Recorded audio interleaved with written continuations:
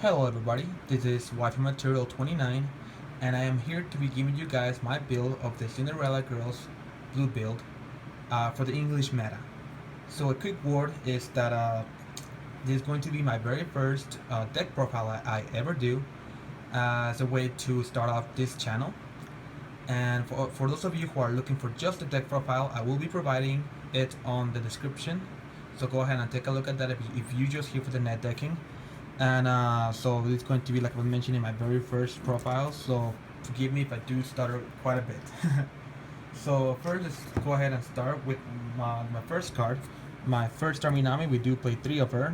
She just a general assist, gives 500 to all of your characters, and has a second effect where if you activate an act ability, you can give one of your characters 500 power for the turn, only once. And this card is very helpful, just a very generic 500 beater, 500 assist, so she's pretty good. I run 3 of her. Next, we run 2, the first step Rin. So the first step Rin is one of those child exclusive cards that we play 2 of. She's just a really good utility card, and I like to keep her at 2. I've seen some build putting her at 3 and a 4, but I think 2 is just the perfect number for her. Her effect is that whenever she attacks, you reveal the top card of your deck. If it's a music character, you get to add it to your hand and then discard a card, so it's hand fixing. And her second effect is you're able to look at the top card of your deck and decide whether to leave it there or at the bottom of the deck. It's just a very good, effect here and there. She's not very strong, but she is great utility. Next, I play my first Minami 2 of. So I do play the level 3 Anastasia in this deck, and having my first Minami is pretty much essential for the deck. I do play just 2 of the level 0s because I think that's some pretty good numbers there. She's just a basic wall, gets 1,000 during your opponent turn and 25 during your turn. She just, like I said, a wall and a name, so you can summon her with the Anastasia effect, which we'll be talking about that later. Next, we play 3 of the Miria Akagi. So now Miria Akagi is one of those really good cards you either want to play 3 or 4 of in your deck, in any Cinderella deck. Mainly because her effect is whenever you place her on the field, you get to pay 1, clock yourself a 1, and then look for your deck for a level 1 or lower character. And this effect just allows you to quickly grab into your Minamis without really using a lot of resources. It's just a really good way of getting, like I said, that level 1 Minami, so you can get your combos off and start snowballing from there on. And so it's just a way you can get your cards in your hand faster. And her her secondary effect is whenever she attacks, you give another character 500 power. This buff or little extra boost is not really all that detrimental in the deck or anything like that. It doesn't really do much later in the game, but it can help you win a few battles here and there in the early game. Next, we do play 3 of the Uzuki Shimamura. Now, Uzuki here is one of the 2 pseudo runners that we have in the deck. We have the yellow runner as well, but I don't like to run that card mainly because her weak stats, and she just kind of runs away from opponents. This card, however, blocks your opponent characters at level 0. She's just a really good wall in my opinion. Say your opponent has some weak level characters, you can just put her right wherever they are at and pretty much give you -1 damage during that turn. And she's just a really good card at that. I mean, her second effect to her first effect to mill 2 cards and you reveal a Climax is pretty detrimental to it, but I found out that it's not really all that bad in the deck, so I decided to play 3 of her instead of the other one. Also because I do play a level 3 red, so we'll get to that once we get to that. And for the last level 0 card we play 3 of the Rin Shibuya. Now, Rin is a fantastic card that you can also play 3 or 4. I like the 3 in my deck build. So she has the effect that when she's placed onto the field, you're able to discard a card, and if you do, you get to look at the top 4 cards of your deck and choose a blue character among those cards and then put the rest in the waiting room. It's just a quick way for you to hand fix your card, your hand, and so you're able to get the cards that you may need later in the game. Specifically, I like to see her early in the game so I could get to my Minamis much faster. But like I said, she is a hand fixer at most and allows you to get those climaxes in your hand into the waiting room. So that's it for my level 0 lineups. We are running 16 level 0s in this deck. Next, for the level 1 game. Now, the level 1 game for the Cinderella girls is the most important, so this one's going to be filled with a lot of level 1s. So for my deck, I only played one my first star Minami.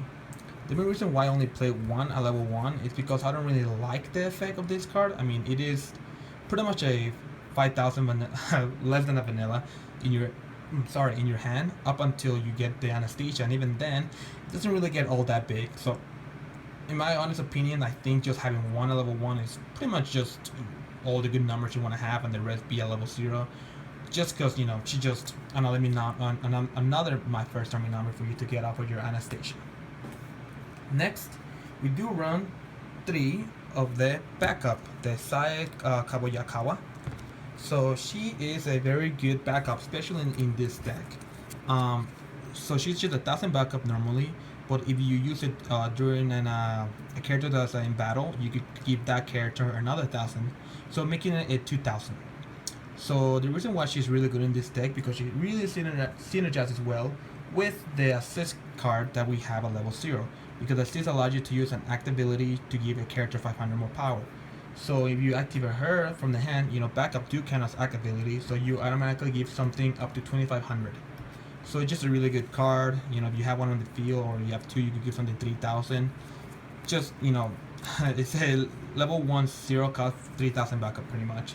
Just a really solid card for the deck, and I like to play 3 of. Next, I am going to be talking about these next cards together because they do go hand in hand. We do play 3 of the White Angel Ranko and 3 of the Black Falling Angel Ranko. So these cards work with each other. And let's go ahead and start with the White Angel. So with White Angel, what it does, it allows you to change into the Fallen Black Angel at the beginning of your Climax phase. So the Black Angel, what it does is when it's placed onto the field by the change effect, you're able to give it 2,500 boost. And then at the beginning of your opponent draw phase, you're able to swap this into the White Angel, and then the White Angel gets 2,500 boost for the turn. So what makes this card really good is that it is both a wall and a beater for no cost at all, and it's just a fantastic card to have around. So these guys, naturally, if you get their effects off, will be a 6,500 beater and a 7,500 wall. That's not bad at all, honestly. So if you were to keep one on the field or even 2 on the field, it can be pretty detrimental to your opponent for them not to get their combos off and reverse your characters and stuff like that. Because having a 75 his defense is just pretty big at level 1. Especially have assist, having her go up to 85, and with backups, it just could get really rough for your opponent to get over. And for our last level 1 card, we are playing 4 of the main star, Minami Nitta. So Minami Nitta is the best card in the entire deck, and you must always draw 4 of her. No doubt about it. She's pretty much your searcher, hand fixer for the entire deck, and she's really, really useful pretty much the entire game. She can also be your level 2 game, because this deck does not have any good level 2 games, so that's that. So let's read her effect. So her first effect is that whenever a Climax is placed into your Climax phase or Climax zone, you are able to give this card 1,500, so it will be making it a 6,000 without any of the Climax boost. And then her second effect is if you have the card named Everyone's Leader in your Climax area and you reverse your opponent by battle, you are able to look at the top 4 cards of your deck, pick a music character from among those and put the rest into the waiting room, and then give another character 2,000. So this card is obviously really good because you're able to initiate what people call the snowball effect, where, oops, sorry for the glare there, where if you get one effect off, you are pretty much guaranteed to get the rest of the effects off, just because the boost makes her into from a 7,000 to a 9,000 directly without any assist. And like I was mentioning before, you want to play 4 of her just because she is the main card of the deck and the card that lets you go through your entire deck and grab what you need at the time. So next, we only run 2 characters at level 2. The reason why I don't play like that very many level 2s in this deck is because, like I was mentioning, the deck has a really weak level 2 gameplay. So I much rather focus on the level 1 and then skip right into the level 3. So for my first level 2 character that I have here is just my first star Ranko. So my first star Ranko is just a level assist.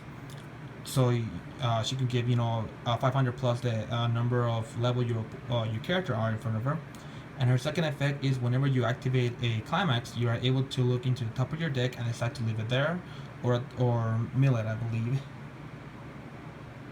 Or put it at the bottom of your deck. Sorry. So this card only really synergizes with the level 3 Ranko, which we are playing up, and which is our main finisher. So it's just like a really, easy card, pretty basic, level assist character. It's not really that bad, and I think you should be playing at least one of in the deck. And for the last character we have is Mayu Sakuma. So Mayu Sakuma is one of those generic pay to ditch character from your hand, and then from stage to the waiting room to get rid of one of your opponent's character that is higher than their own level. Meaning you could get rid of change effect, you could get rid of early summon characters for really small cost, really. So it's just a good card to have overall, really. So that's kind of does it for our level 2. Next, let's go for our level 3 game. So for our level 3 game, we are playing pretty much our only real level 2 game here. We are playing 2 of the Anzu Futaba.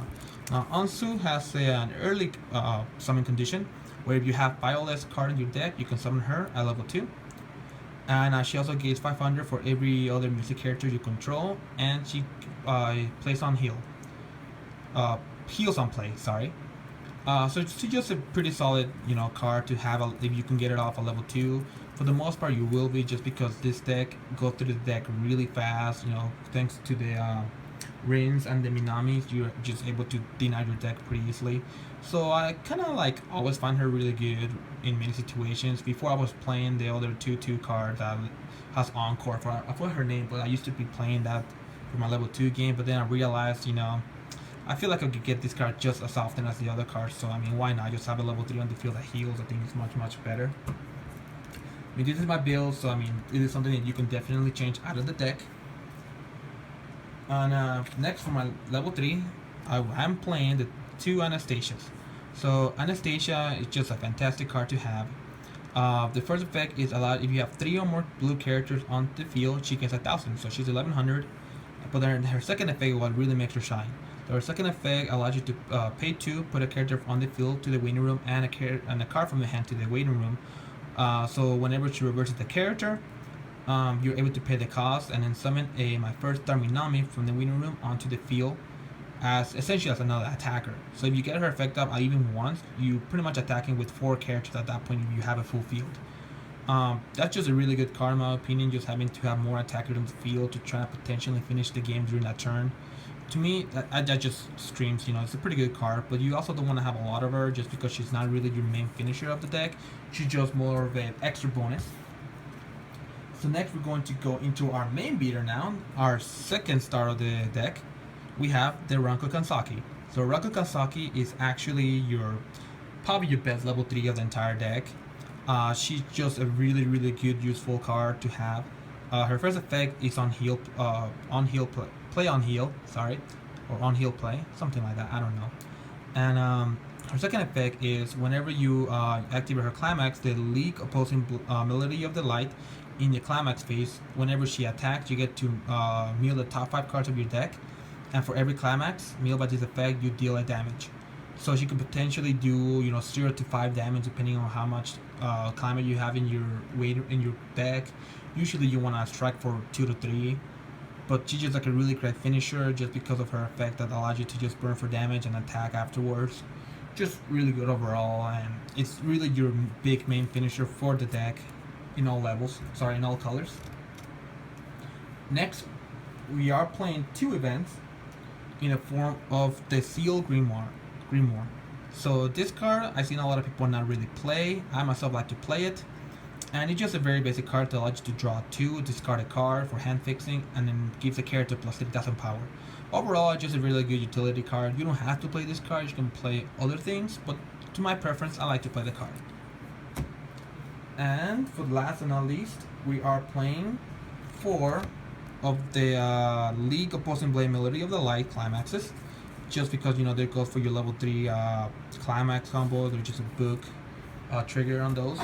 And obviously the best card for the deck, the Everyone's Leader. It just has a pants effect, and you pretty much want to play this card just because that's the only 2 combos we are playing in the deck. So that does it for this deck profile. So tell me guys what you think about it. Leave your comments, like the video if you like to, if you like to see more content from me. Like I was saying, this is my very first video and I am probably gonna stutter and yeah, just hopefully this goes well for the future. So thank you guys for watching and we'll see you up next time.